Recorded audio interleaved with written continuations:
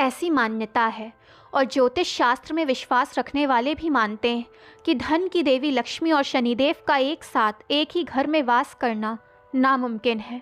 यही कारण है कि जब भी शनि की दशा शुरू होती है तो वो धन पर बुरा प्रभाव डालती है। शनिदेव दंड के रूप में व्यक्ति को कंगाल बना देते हैं।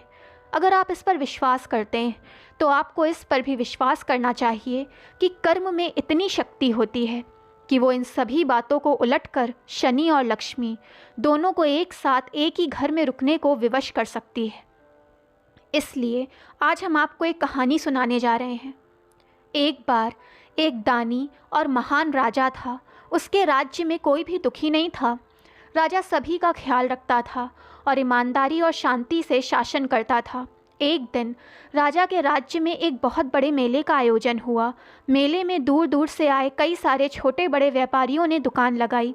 इतनी सारी दुकानों को देखकर राजा को लगा कि कहीं ऐसा ना हो कि इन छोटे दुकानदारों का सामान बिके ही ना। ऐसे तो इनकी मेहनत खराब हो जाएगी और इन्हें निराशा के साथ लौटना पड़ेगा। यही सोचकर राजा ने ऐलान किया कि मेले के आखिरी दिन जिस भी दुकानदार का जो भी सामान नहीं बिकेगा उसे राजा खरीद लेगा। 3 दिन का मेला अच्छे से संपन्न हो गया और हैरानी की बात थी कि मेले की हर एक चीज़ बिक गई सिवाय शनिदेव की काली मूर्ति के। शनि के भय से इसे किसी ने नहीं खरीदा।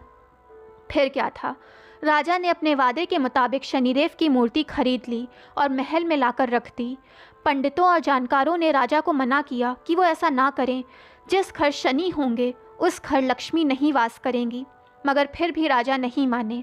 उसी रात राजा के स्वप्न में माता लक्ष्मी आई और राजा से बोली कि हे राजन, अब यहाँ शनि का वास है, इसलिए मैं यहाँ नहीं रुक सकती। ऐसा कहकर माता लक्ष्मी धर्म, वैभव, सच्चाई और धैर्य के देवता के साथ जाने लगी। तभी राजा ने सच के देवता से कहा कि मैंने हमेशा सच का साथ दिया है, मैं कभी सच से पीछे नहीं हटा, फिर चाहे कितने ही मुश्किल हालात क्यों ना रहे हों, इसीलिए आप मुझे छोड़कर नहीं जा सकते। राजा की बात सुनकर सच के देवता वहीं रुक गए।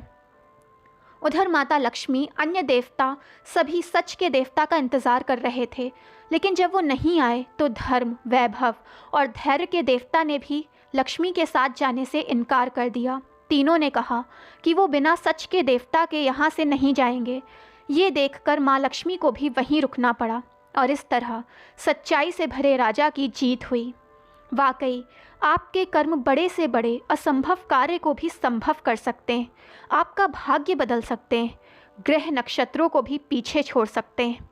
बस कर्म इतने अच्छे करने चाहिए कि ईश्वर को ना चाहते हुए भी हमारा साथ देना पड़े। दोस्तों, कहानी पसंद आई हो तो चैनल को लाइक, सब्सक्राइब एंड शेयर करें ताकि चैनल की नोटिफिकेशंस आपको मिलती रहें।